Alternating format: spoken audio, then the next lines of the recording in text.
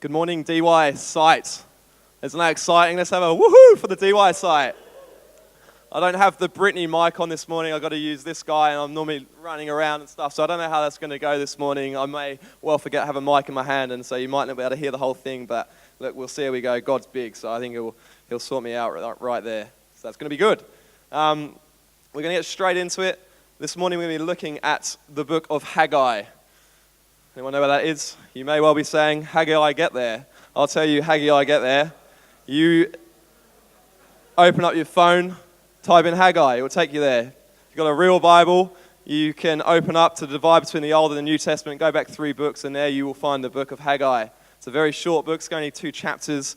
We've heard a prophetical word this morning. This guy was a prophet, a minor prophet within the Old Testament. There are 39 books that make it up, and 17 of those are prophetical books. 5 of those are described as major prophets, and the other 12 are minor prophets. So what's the difference between a major and a minor? The things that they say are a little bit more important, have a bit more power and weight. Is that what God called them? These are the major guys, these are the minor guys. No, it's more so with the amount that they had to say. So this guy, Haggai, was a minor prophet. He actually only has really 4 sort of prophetic words over 2 chapters. So we're going to look into that this morning. I'm going to read to you from verse 1. It should come up from behind me in front of you. It goes like this. In the 2nd year of King Darius, on the 1st day of the 6th month, the word of the Lord came through the prophet Haggai to Zerubbabel, son of Shealtiel, governor of Judah, and to Joshua, son of Jozadak, the high priest. You're like, wow, that's amazing. It's an amazing verse. That's all I need. I'm ready to go home now. Those names have just spoken to me deeply this morning. That'll do me for the rest of the year, actually. In order to provide a little bit of context this morning, I'm going to take you right back to the beginning. You're like, what, Adam and Eve? No, I'm like, before that. We find in John that, in the Bible there in John 1, it says actually in the beginning was God. It wasn't the earth, it wasn't you or I, it wasn't Adam and Eve. It was actually God. He was. He calls himself the I Am, the pre-existent one. Before anything, God was. And you know, a humbling thought this morning is that you were just a thought in God's mind. Just a thought. Jamie, create him. Mike, create him. Yeah, Jordan Stoddard, it'll be a bit of fun. Create him. God had a plan. Like, I'm going to create a universe. And then within the universe, I'm going to have a sort of a centerpiece, a planet, in which it's going to display what the other places don't, but it's going to display my beauty and glory in an amazing way. There's going to be animals big and small. There's going to be ones that fly. There's going to be ones that swim. There's going to be ones that are loud. There's going to be ones that are quiet. There's going to be ones that are really tasty. And it's going to be an amazing place. But actually within this sort of centerpiece, there's going to be something even greater, even more central. And I'm going to create a species that's going to be like me. It's going to have the ability to rationalize like me. In fact, it's going to be made in my image. And so God got down to business, and he created man in his own image, you and I. And he said, I want you to multiply. I want you to populate this earth. And I'm going to give you some guidelines to live by. And so we find that very quickly, this creation begins to populate. And very quickly, it's like they just disregard God. And this frustrates God, and he actually decides to start again.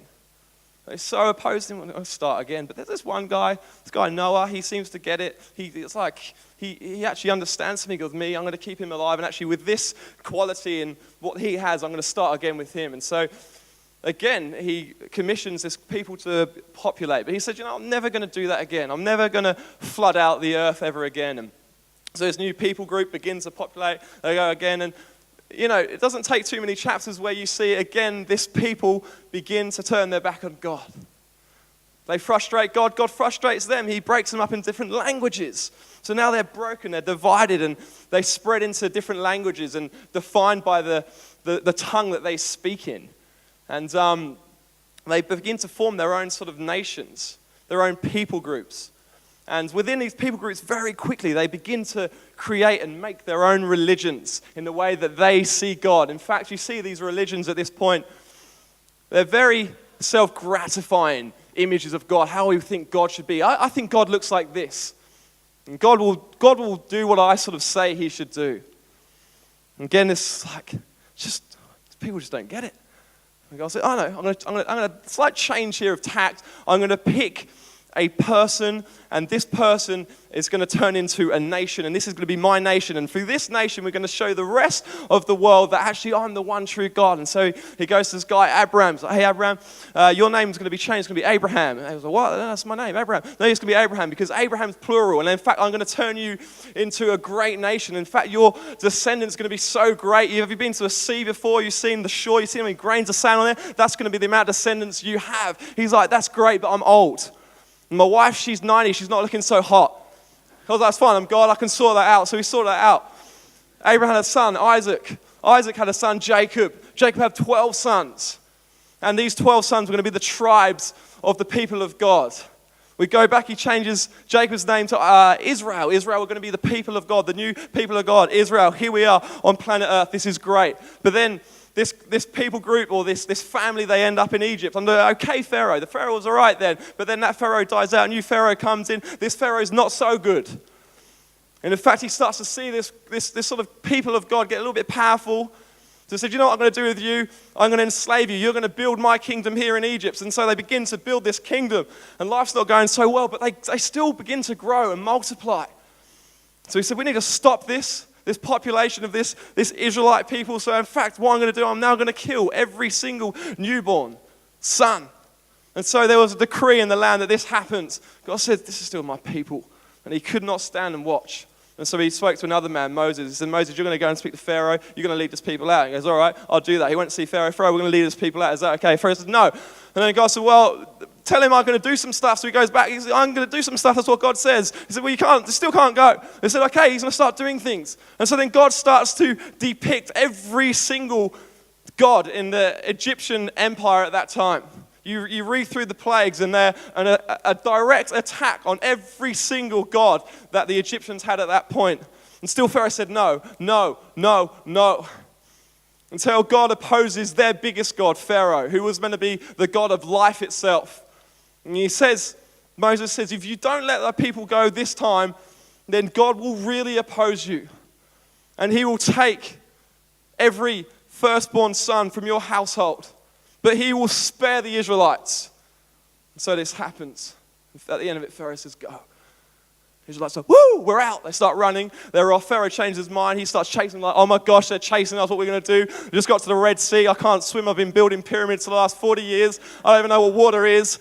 And then suddenly God says, we just wave that staff thing at the water, and then boom, the water opens up. Like, this is amazing. We're running through the Red Sea now. And the Egyptians are like, well, that's cool because we'll just follow you.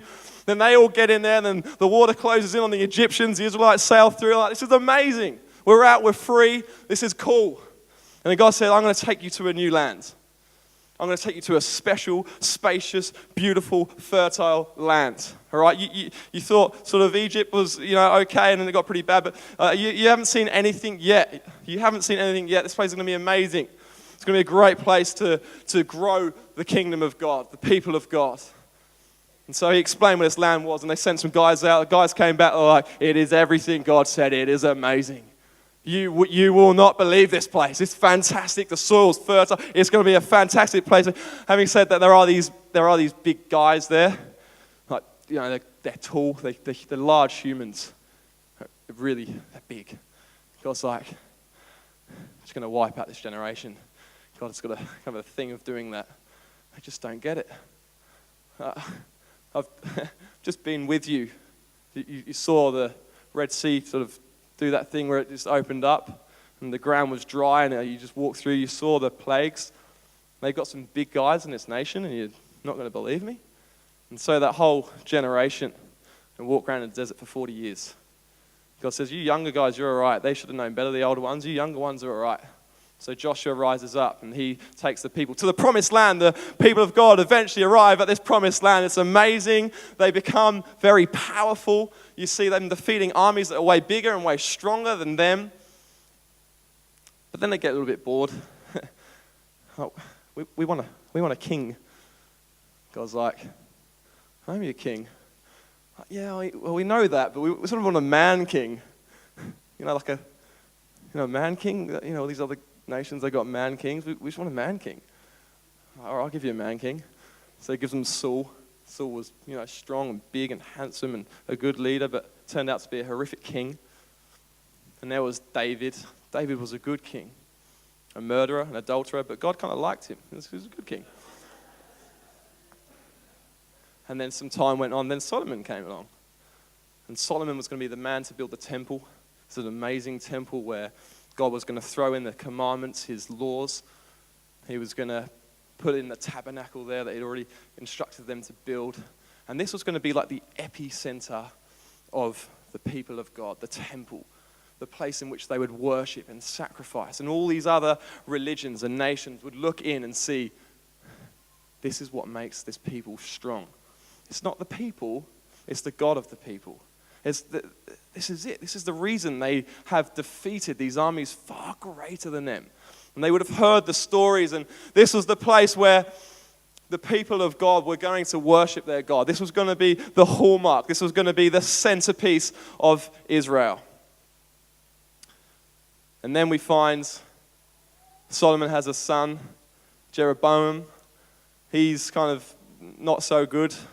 And then there's a divide in the land. So much so that the whole people of God split up. And there's now two empires, a northern empire and a southern empire. The northern ones, they have a whole bunch of rubbish kings, it would seem. And eventually they are routed out, totally routed out. And there's now no longer a northern kingdom. Southern kingdom hang tough. They're all right for a bit, but then 100 years later, Babylonians come, Babylonians take them out. And now there is no people of God, just a small remnant of the people of God.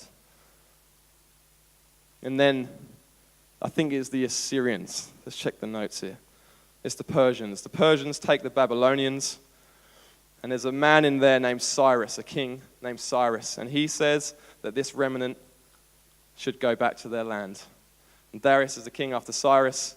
He also confirms this. And now the people of God, the small remnant, go back to Jerusalem. And then Haggai comes onto the scene. Welcome to the book of Haggai.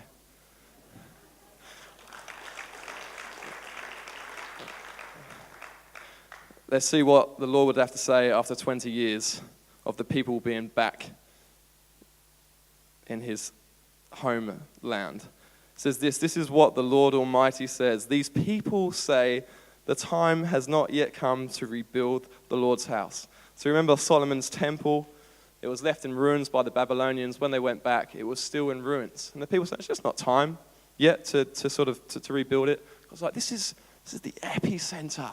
This is what makes you, in a sense, the people of God, that you come to me, that I'll be your provider, that I'll be everything that you need. And I promise to do that. And it's just not time to rebuild yet. It's just not quite the right time.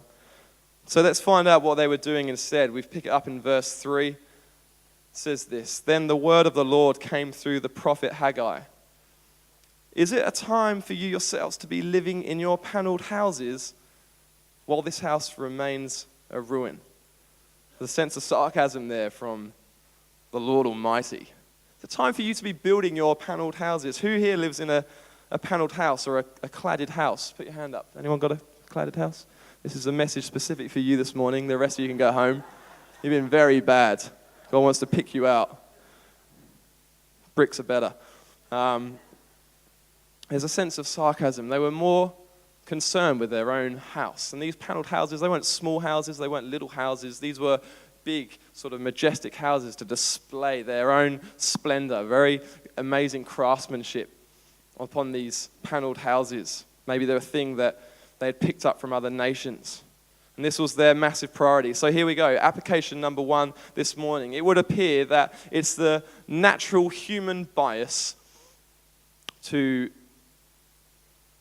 build your kingdom, to build your temple, to build your life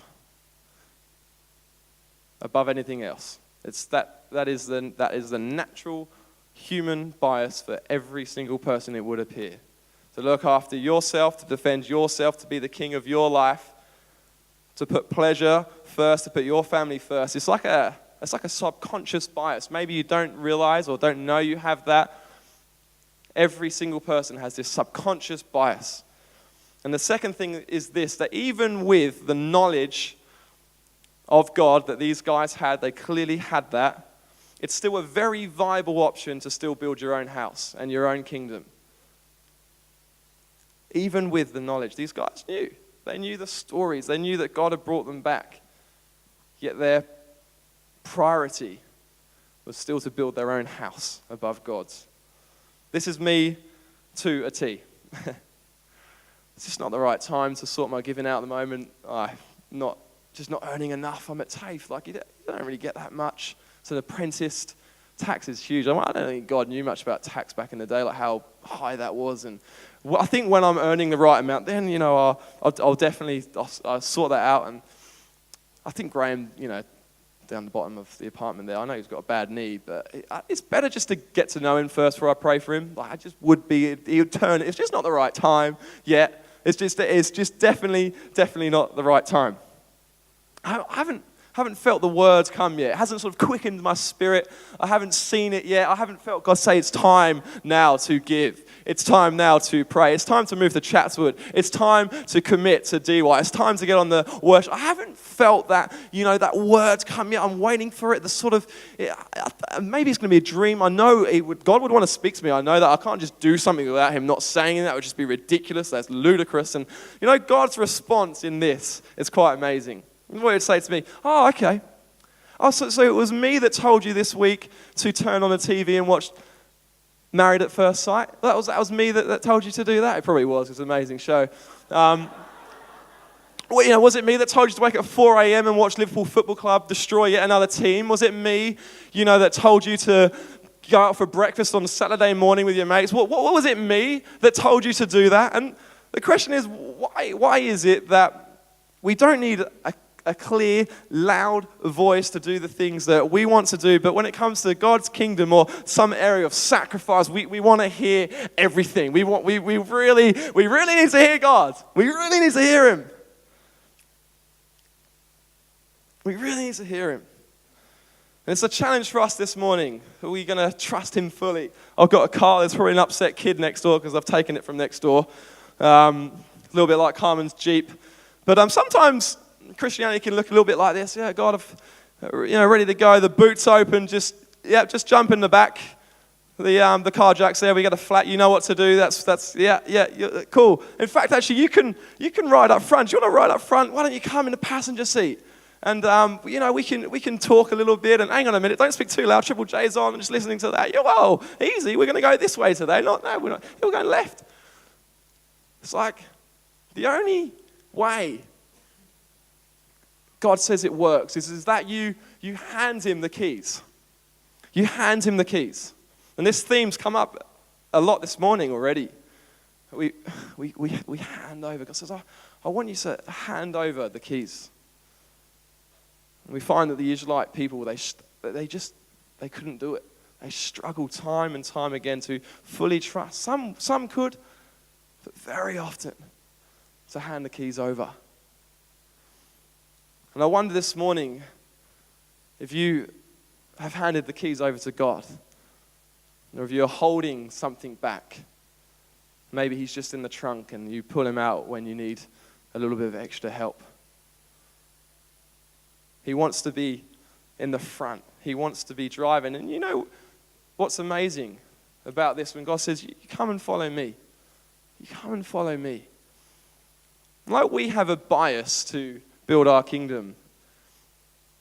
God's bias is actually for you and for me. Have you ever played lawn bowls before? Sometimes we've done that as a men's ministry. You get the bias the wrong way, and it's very embarrassing. Your ball will just kind of sail across a few other games, and everyone knows it's you because everyone else has stepped back, and you're at the front, and that's my ball. I've got the bias the wrong way around. They used to incorporate a nudie run when I used to play. That's not, I don't do that so much anymore. But it's so embarrassing. That's what it deserves. It's like, you get the bias the right way. It's pretty simple. But our bias is like my kingdom, my way.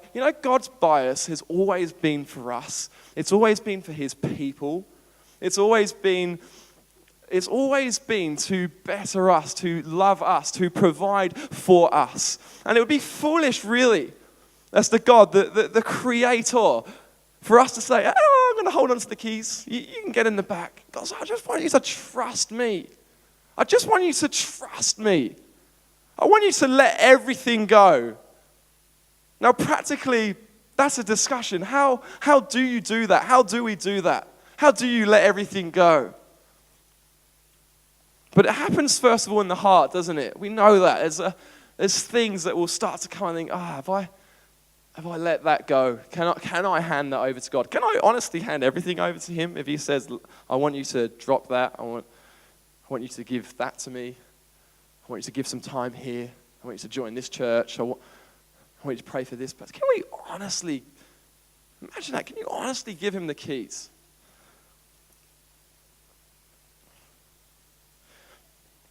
I think everything else, there's a few reasons. I'm just trying to come up with an excuse here why I might not give God the keys. But everything else seems to be loud, doesn't it? Like, wah, wah, wah. Baby needs to be fed. There's a blooming newborn. That's a miracle. The baby's been born, but surely the baby could feed itself. I thought this was meant to be a miracle. Like, this is crazy. What, Monday? You want to go for coffee on Monday? That's ridiculous. I got loads of work. I can actually do that. Saturday, Friday. Where are we going to go? DY sounds good. We're going to go sandbar, sea chain. I don't mind. Football, Tuesdays, Thursdays. I can do that. Extra hours this week. You want me to work extra hours this week? I can definitely work extra hours. We're going to make some more money. That's going to be great. Extra hours. I can't work extra hours. They need me to work extra. How many? 10, 12, 17, 4. That's great. I can do that. What? Grandma's birthday next week? I haven't got a present. I'm going to get her a present. It's Easter. Oh my gosh, I'm going to buy eggs. I haven't bought eggs. It's another baby crying. I'm going to feed it. She's a vegan. I'm going to provide for her. That's ridiculous. What's going on? We find that...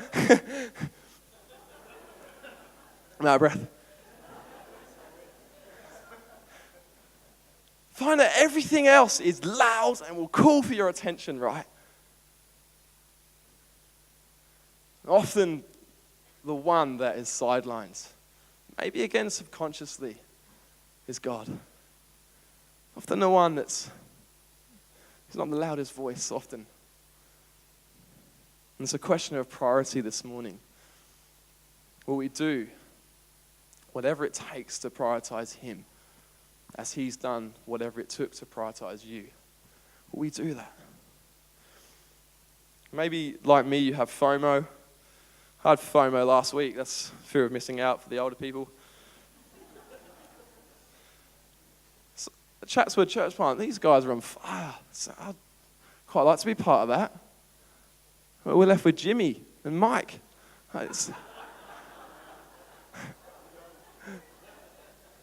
know where I'm going to be on the 4th of March.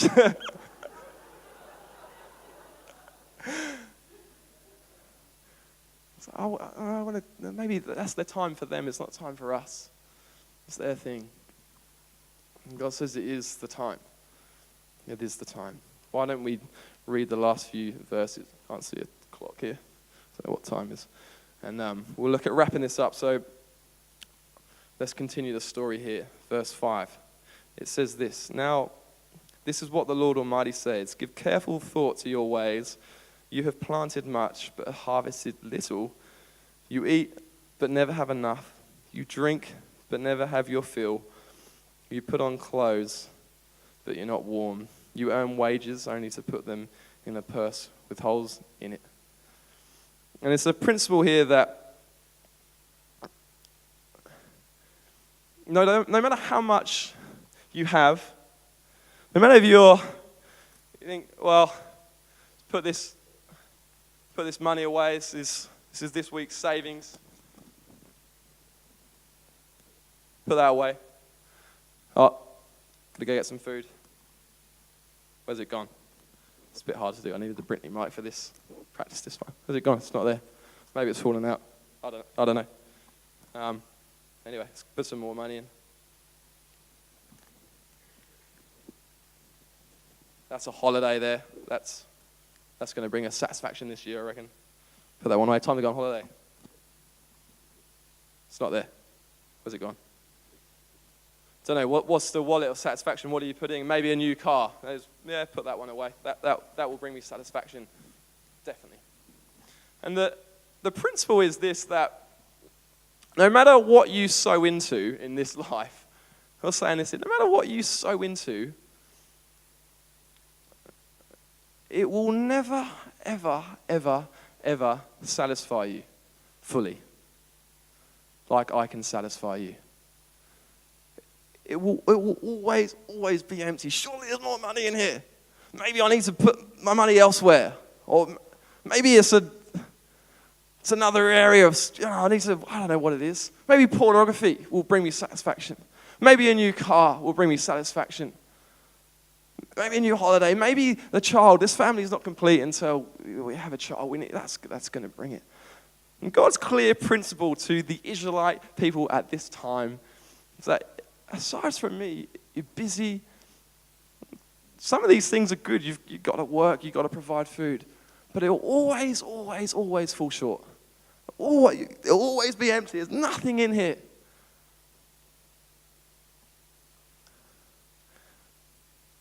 God says, come to me first. Seek first the kingdom of God, and all these things will be added to you. This is something I've seen in my life. I've seen it in lives across a whole different spectrum. Hollywood, those that have got everything, and been to poor countries and seen people far happier than someone that has a lot, that sort of thing. And it can only ever be found, true joy can only ever be found in God. Obviously, because He is the Creator. He knows us. We're made in His image. Of course it's going to be like that. So, in summary today, let's read the final few verses. We've skipped a bit, but that's okay. Get the vibe. Verses 13 to 15. Let's just see how it finishes up. Then Haggai, the Lord's messenger, gave this message. Sorry, while I'm reading this, maybe have we got time? Should we? What, 5 minutes? No, we'll leave it. Why don't we stand? Want to stand? Let's stand.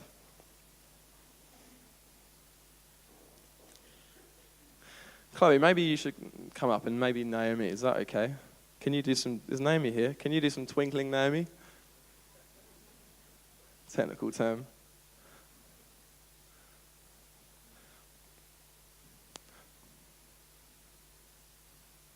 You can just sing over us or whatever.